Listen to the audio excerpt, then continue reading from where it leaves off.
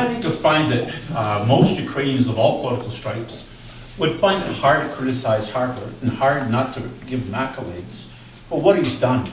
But he made a comment last night, and this is in context with our bombings in Iraq and Syria. And his response was, providing aid to the people in a war zone without military assistance is like dropping aid to the dead and dying. And I can't help but draw the parallel to what's happening in Ukraine, because he's dropping aid there too. And the parallel is obvious to all of us.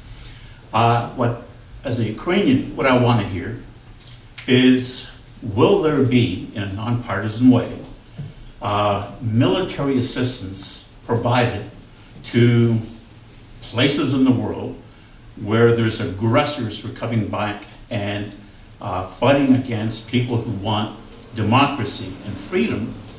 Will that parallel be drawn in all situations? And I need a game plan, some sort of a commitment from the Liberal Party. Yes, I agree that there's a real deep desire for change in government in this country.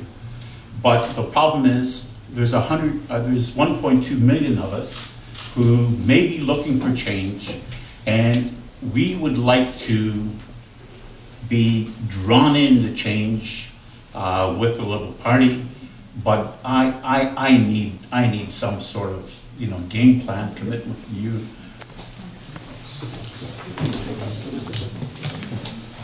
Could you just read that quote again?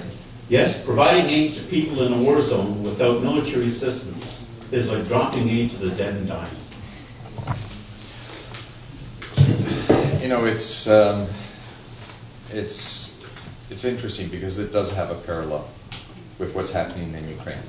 How many dead Ukrainians does it take? Well, we have 8,000. Obviously, that's not enough. What is the calculation? I was in Darfur, just off the peak of its death rate. Can't remember the exact numbers then, but at some point it was 10,000 people per week were dying in Darfur. And I saw what happened when Canada put Bisons in. These were armored personnel carriers with a little bit of punch power. I'm actually a co-sponsor for a piece of legislation that called for Canada to establish a Department of Peace. But I also was in the UN as part of the Canadian delegation when former Prime Minister Paul Martin, at the podium during the World Session, laid out the premise of a responsibility to protect. And we have a responsibility to protect in regards to Ukraine today. When those Bisons arrived in Darfur, in those regions, the death rates plummeted. The Janjaweed stopped attacking the villages, they stopped killing women and children. The refugee camps all of a sudden became safe. The death rate fell to something approximately around 2,000 people per week. And I may get the numbers slightly wrong, but it was such a significant drop. Military equipment can be defensive. And Ukraine's list didn't ask for any offensive weapons. Ukraine's not looking to attack Russia. They're looking to defend themselves.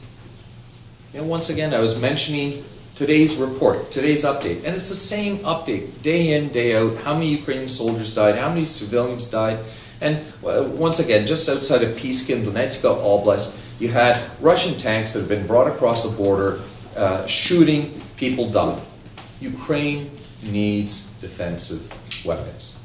Last week, I was talking with a very close friend of mine. His name's Valery. He's a volunteer. He's been fighting on the front since day one. He was actually at the Donetsk airport. He's been in Piska most of this time. And you almost wanted to cry because he was saying they just sent another batch of Canadian aid to us. A whole bunch of big tents. What are we going to do with these tents?